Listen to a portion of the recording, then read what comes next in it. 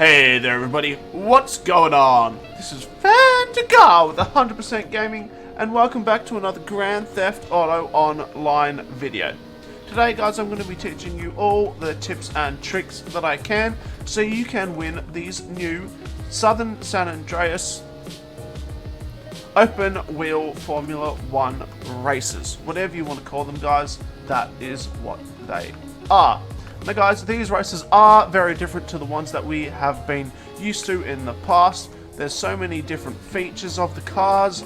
The tracks are all pretty different. Some have really long straights, some have lots and lots of curves. So really it depends on the track as to what configuration you're going to want to put on your Formula 1 car. That's right guys, we can actually change the wheels. That gives us different amounts of traction. It's the same as the front spoiler and the back spoiler. So it all depends on the amount of traction you have. The lower the traction you have, the faster you go, and the higher the traction you have or the downforce you have, the actually slower or your top speed is reduced. So guys, it really does depend on the course that you're doing at the time, but I'm sure after you do a few races guys, you'll be able to figure it all out for yourself. Now I will be giving you some recommendations of what I have found I like to use, but guys, it doesn't mean it's the best. Now guys, I'm sure in the future there will be lots of testing on these vehicles by other YouTubers, and once that's out, I will try and cover that for you as well. Alright guys, before we get into it, make sure to hit that like button and subscribe. Alright gamers, so there are actually 4 new ways that we can enter the new Formula 1 races. The first and probably the easiest is just go to your phone, go over to the quick play job, open wheel series, and you can either enter alone or if you're in a session with friends, invite them to for more shenanigans. Now there is actually another way to get an invite from your phone, and that is from Martin. So as you can see here guys, we want to go to our phone, we want to come to job list, and we'll see that Martin has invited us to an open wheel race. This one is Brace for Impact. That's not too much of a worry guys. He will invite you to random races when you join the session, so if you want you can go along and hit up one of those as well. Also guys, if a friend or someone else in your session is launching a race, they can actually invite you to it as well, and that is the third way that you can join. Last but not least guys, if you actually want to physically go down to the race, you can do that too. Now I do actually have an event in the session, so it's not showing it to me right now, but if you come down to this point on the map right here, there will be a little icon of a little Formula 1 car guys, and if you make your way down there, you will be able to enter the race from there as well. Alright gamers, so that out of the way, let's get to those juicy details and explain to you how you can win your races in this Formula 1 DLC.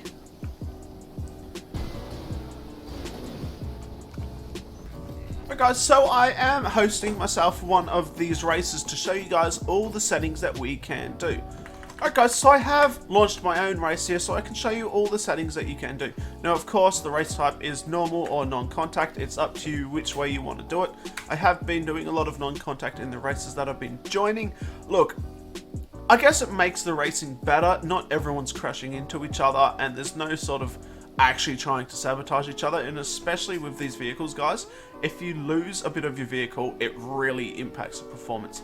So guys, it's up to you if you want to do a standard race or a non-contact. We're going to go ahead with standard and show you all of the options here. Now the number of laps guys, they do start at 5 and they go in implements of 5. So you go 5, 10, 15, 20 and finally 25. You can't go higher than 25 and you can't go less than 5. So guys, you know, normal races you're able to do 1 or 2 laps, it's up to you, but this forces you to do 5. It's fine. I mean, you're driving around a Formula 1 car, they're really fun to drive around. Just try not to damage your car too much. The class is always going to be stuck to open wheel, you can't change this. Time of day guys, change it however you like. I just always leave it normal. Weather, always the same. Yeah, don't do it on raining. It's you're just causing mayhem for yourself. Custom vehicles, but leave it on, guys. I mean, you know, they're there for a reason. If someone can't afford it, I'm sorry, but you know, they should go buy one. Catch up. You actually can't change this. This is stuck on off. It's always going to be there. You can't put it on So yeah, our slipstream, guys, it's up to you. It's up to the racers on how you want to do this. Personally, I don't like it, especially now you have a turbo and stuff yourself. Guys, if you're racing properly, you shouldn't need it. No, split times, world record, yeah, all good. Yeah, camera lock, guys, just leave it however people want to use it. Don't be a annoying human like that. And then the radio. Alright guys, so we're going to jump in. You can have a number of 1 up to 16 players, and they do pay out a little bit of money if you win. So guys, as you can see here, we are actually going to pick our car. I have the custom R88, so that's nice. Now here is a brand new option only available for these new Formula 1 cars, and it is the tyres. As you can see here, there's the soft option, the hard option, and the medium. Should probably actually go the other way around. Soft, medium, and then hard. So guys, it depends on the track. It depends how many corners and stuff there are. If you're not sure, have a look at the map. So this one's got some long straights and some pretty sharp corners. Now guys, if you have hard tyres, it does a few things. 1, they last longer, you don't have to repair them as much. 2, you actually have a faster high speed. So you're going to go faster than those with medium or soft tyres. And finally, you don't have as much traction. So you go faster, but you go slower around corners.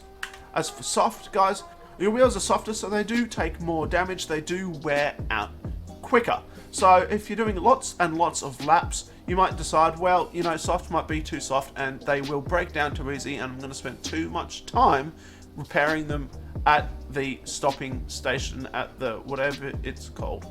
I remembered it, guys. It's the pit stop. So yeah, guys, soft ones make you go fast around the corner. They increase your traction, but they don't have such a high top speed. And medium, guys, it's basically the best of both worlds. I'm not exactly sure if it's right smack in the middle. I'm going to presume it is for both.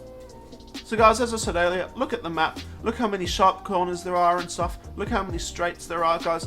It's up to you guys if you want to go faster on the straights or if you want to go faster around the corners. Okay, so this race does start like every other one. You line up with all the other races and you want to press accelerate between 2 and 1 for the boost. I missed it there. Yes, you can actually get the boost in these races. As you can see, the weather has been a little bit wet, so that is not really the best driving conditions, but we will be fine with that.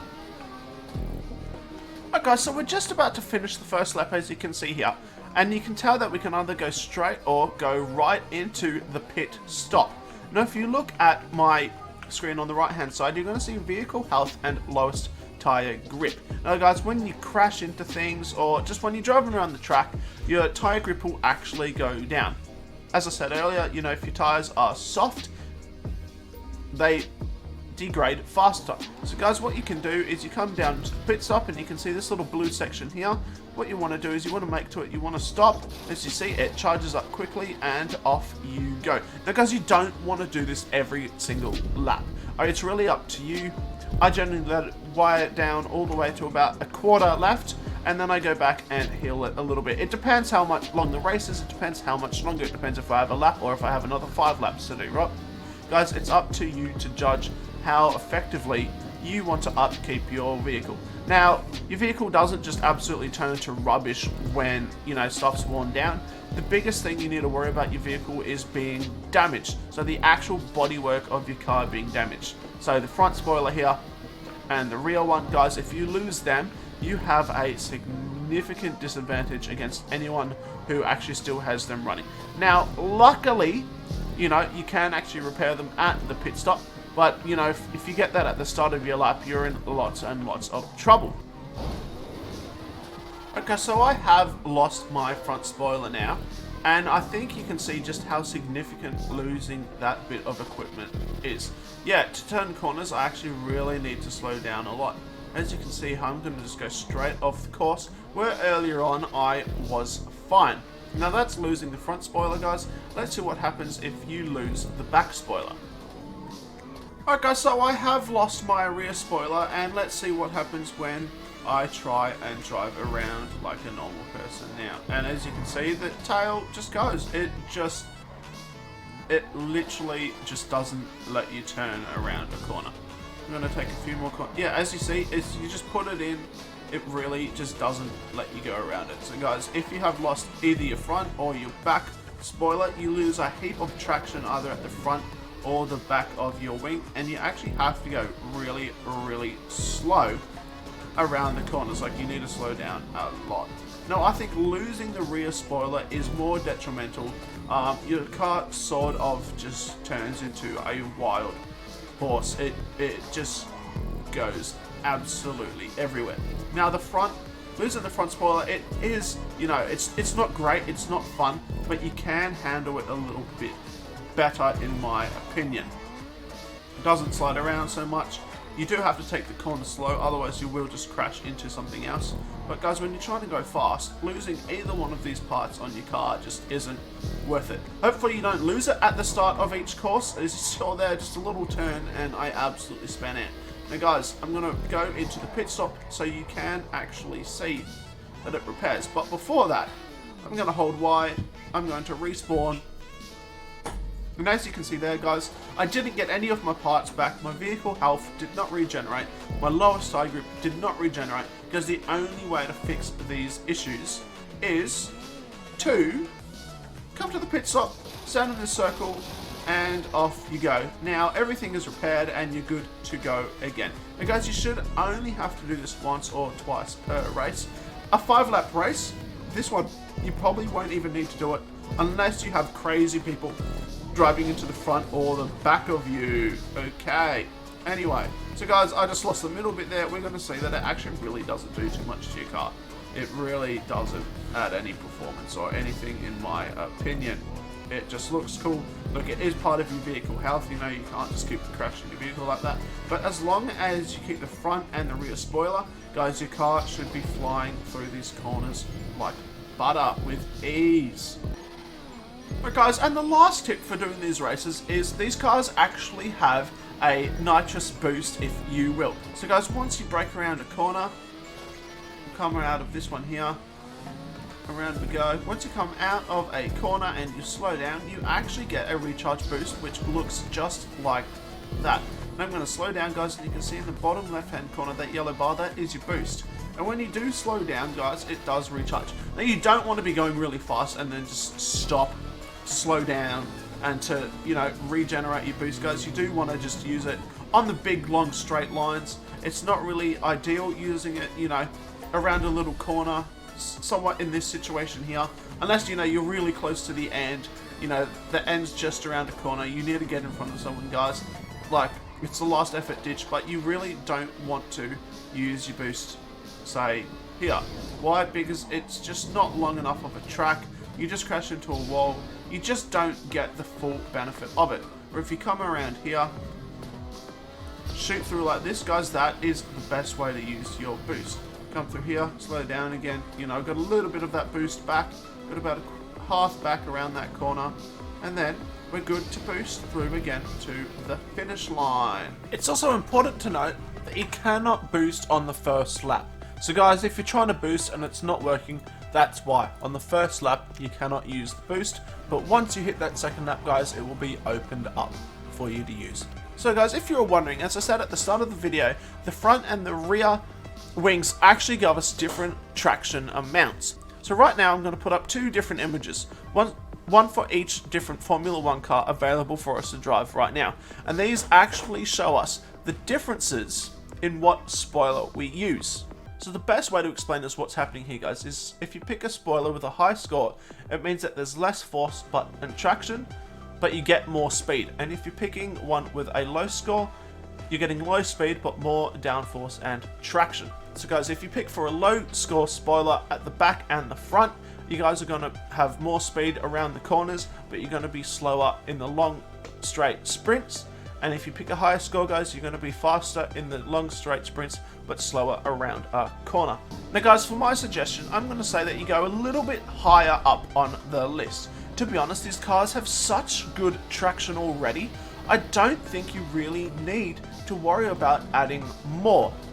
Maybe on some turns, like the hairpin turns and stuff, but guys, just go a little bit slower around the corner. You'll build up your boost so you can fly off again and reach that maximum speed.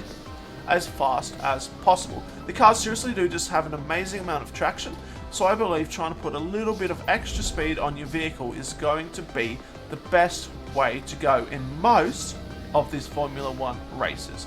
Maybe not all, but as a general idea, I think that's the way I'm going to be customizing my Formula 1 car.